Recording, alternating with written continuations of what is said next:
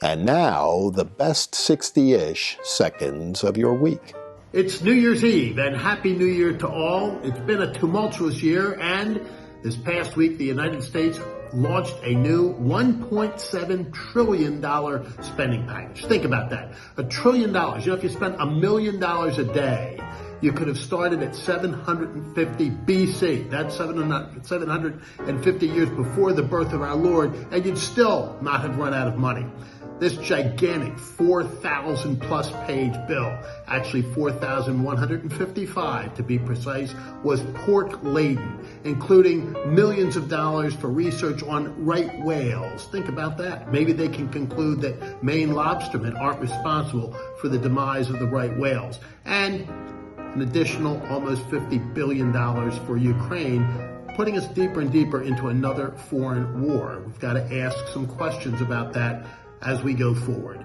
But that's where we are right now, with federal spending once again running away with pork and no opportunity for real order. And folks have actually read the bill before they voted on it. And closer to home, the Pennsylvania General Assembly will kick off its new legislative season in a couple of days, and there are still a lot of questions revolving around the control of the House of Representatives. As you know, it appeared right after Election Day that the Democrats would have control of that chamber, although perhaps on a tie vote, because one of their members had died during the election campaign and hadn't been able to be replaced on the ballot. But since then, there have been two legislative resignations, one because a member got elected to Congress, the other because one of the members is going to be the new lieutenant governor. So there's simply no question about the mathematics at this point. The Republicans have the majority, 101 to 99. That may change during the course of the session because of special elections, but on opening day, the Republicans will have the majority. And the question then becomes, who will be elected Speaker of the House, even if potentially for a short period of time? Representative Valerie Gatos is the only announced candidate as of this point on the Republican side.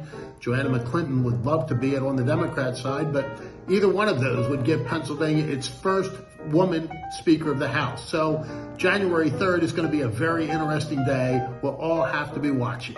And my native land of Brazil and the entire world mourns the loss this week of international superstar Pele. Now, here is a man who was named the Athlete of the Century by the International Olympic Committee. Few athletes can ever claim to have the fame and fortune that he has accomplished through his sport. And, you know, there have been some great athletes through the years, but none that I can think of ever had a war stopped so that both sides could watch him play.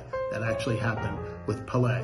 And his 1,200 plus goals in roughly 1,300 games is still considered by the Guinness Book of World Records to be the record and the standard. Here's a man who began his career at age 15 on the Santos team. A very touching story about how he was heartbroken to learn that he had not made the B team because he had made the A team. And there his career took off, becoming the youngest player to play in the World Cup. His first goal scored in Santos at age 16 and his first goal in the World Cup at age 17. And that continued throughout a marvelous career. The only man to have ever retired the World Cup.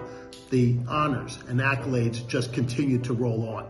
For me personally, Pele, obviously being a native Brazilian, was a childhood hero. You couldn't help but have that fondness for him from the earliest days. And I remember in 1975, Pele came to the United States to play for the New York Cosmos. His first scheduled game was against the Philadelphia Atoms of the old NASL. And of course, my brother and I had to traipse down to Veterans Stadium to see the arrival of the king of soccer. And we had, in typical Philadelphia style, a rollout welcoming Pele to the United States of America, written, of course, in Portuguese. And we were so proud of it as we held it up, not realizing that he saw it, took a ball and kicked it into the stands in our direction. We were holding the sign, so we couldn't grab the ball. The guy in the row behind me did. Imagine my trophy case with that one inside. And finally, I remember my old boss, Ronald Reagan, who had a unique way with words, when he was on the stage with Pele once upon a time saying, "I'm Ronald Reagan, President of the United States. This guy to my right needs no introduction." And in some ways, that pretty well sums it up. Perhaps the greatest athlete of our time, and perhaps the greatest athlete of all time. May he rest in peace. And for all of us, a really wonderful, healthy, happy, prosperous new year. A great 2023 to all, because for now, that is the best 60-ish seconds of this year.